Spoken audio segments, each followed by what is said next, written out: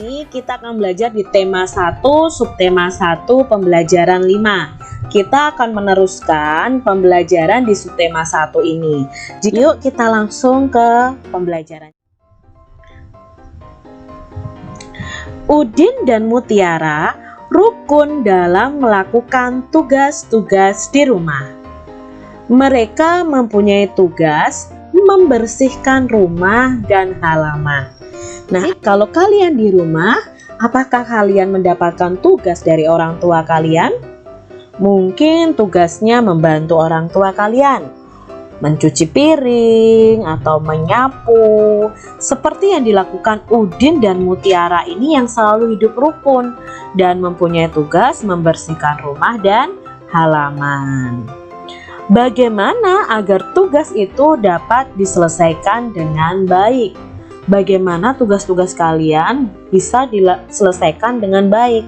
Ya, pastinya kita harus mengerjakannya dengan baik juga. Kalian juga bisa mengerjakannya dengan gotong royong bersama kakak atau adik kalian. Ya, kalian bisa kerjakan bersama-sama. Kebersihan rumah tempat tinggal Udin selalu terjaga. Setiap anggota keluarga bertugas menjaga lingkungan rumah. Udin dan Mutiara bertugas menjaga keindahan halaman rumah. Mereka melaksanakan tugas dengan cara bekerja sama. Udin menyiram tanaman, Mutiara menyapu halaman. Halaman rumah selalu indah dan rapi. Ayah dan ibu senang karena anak-anaknya cepat kaki, ringan tangan. Nah, di sini ada ungkapan cepat kaki, ringan tangan. Hayo, apa arti ungkapan ini? Ya, artinya adalah rajin bekerja. Mengapa halaman rumah Udin selalu indah dan rapi?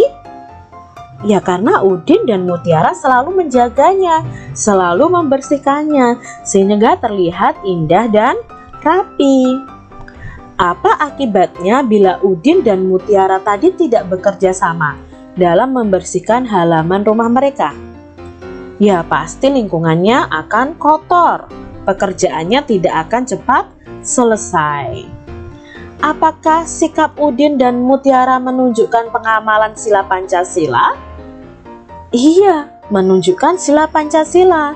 Sila keberapa? Di mana mereka saling bergotong royong, saling membantu satu dengan yang lain.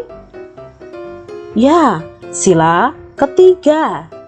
Jelaskan alasannya, karena mereka bersatu untuk menyelesaikan tugas-tugas mereka. Menurut pendapatmu, apakah Udin dan Mutiara mengamalkan sila ketiga Pancasila? Iya. Jelaskan alasannya. Ya, karena mereka saling membantu, bersatu untuk menyelesaikan suatu masalah. Ya. Tuliskan pengalamanmu di rumah dalam menerapkan sila ketiga Pancasila. Saya tuliskan nih contohnya. Sikap bersatu yang pernah kalian lakukan di rumah kalian. Apa makna ungkapan cepat kaki, ringan tangan? Ya, cepat kaki, ringan tangan tadi artinya adalah rajin bekerja.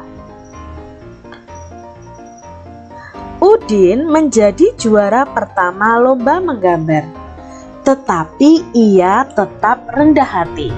Dalam kalimat ini ada ungkapan rendah hati. Apa arti dari rendah hati? Ya, rendah hati itu tidak sombong. Ayah dan ibu mengasihi buah hatinya. Ada ungkapan buah hati. Apa arti dari ungkapan buah hati? Ya, artinya adalah anak.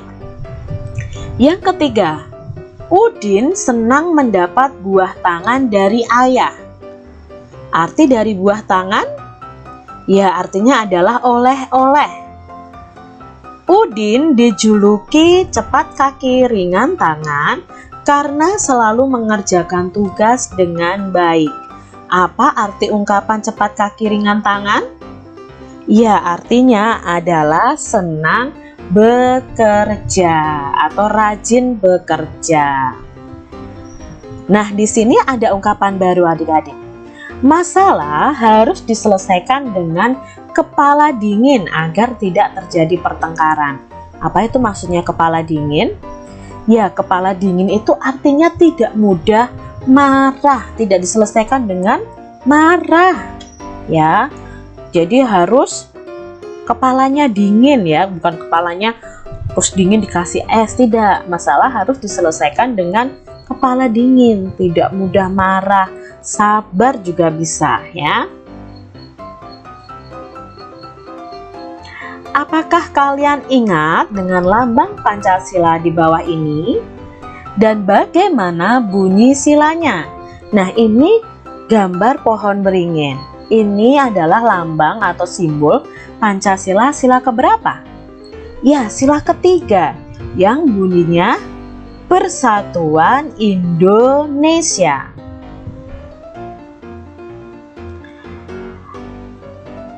Nah, sekarang penerapan sila ketiga di rumah itu apa saja? Kita perhatikan di sini.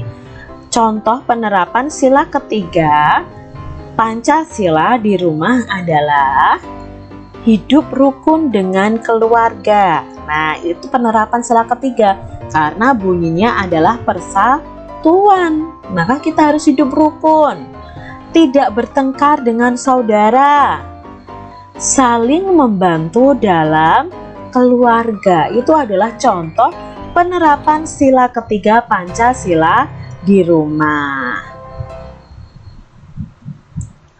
Bisakah kalian membuat cerita yang berhubungan dengan sila ketiga Pancasila di rumah? Coba yuk kita baca contoh di bawah ini.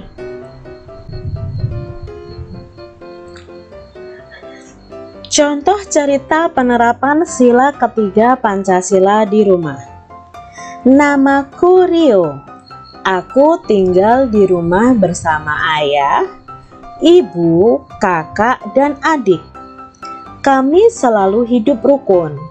Kami tidak pernah bertengkar dan saling menyayangi. Kami juga saling membantu dalam mengerjakan tugas di rumah. Nah, ini tentang keluarga Rio yang menerapkan sila ketiga Pancasila di rumahnya. Bisa membuat cerita tentang penerapan sila ketiga Pancasila di rumah kalian masing-masing. Di sini punya gambar anak yang sedang berjalan. Sikap berjalan yang benar. Nah, kita akan belajar nih. Sikap badan kita saat berjalan itu harus tegak, tidak boleh membungkuk. Saat berjalan harus dimulai dari kaki kiri, ya, kaki sebelah kiri. Saat kita berjalan, maka kaki kita melangkah dan tangan kita juga mengayun. Langkah kaki dan ayunan tangan harus berlawanan. Contohnya, jika kaki sebelah kiri melangkah, maka tangan yang mengayun adalah sebelah kanan. Begitu juga sebaliknya, jika kaki sebelah kanan melangkah, maka tangan yang mengayun adalah tangan kiri. Berjalan yang baik adalah berjalan ke arah depan, karena kita bisa melihat ke arah depan. Kalau berjalan ke arah belakang, kita tidak bisa melihat benda apa yang ada di belakang kita. Jadi kalau kalian belajar untuk berjalan ke belakang nih, berjalan mundur, harus diawasi oleh orang dewasa. Pembelajaran kita hari ini sangat mudah, bukan? Berharap kalian memahami ya apa yang kita pelajari hari ini. Sampai jumpa di video pembelajaran selanjutnya. Tombol subscribe, lalu tekan loncengnya, tekan juga tombol like.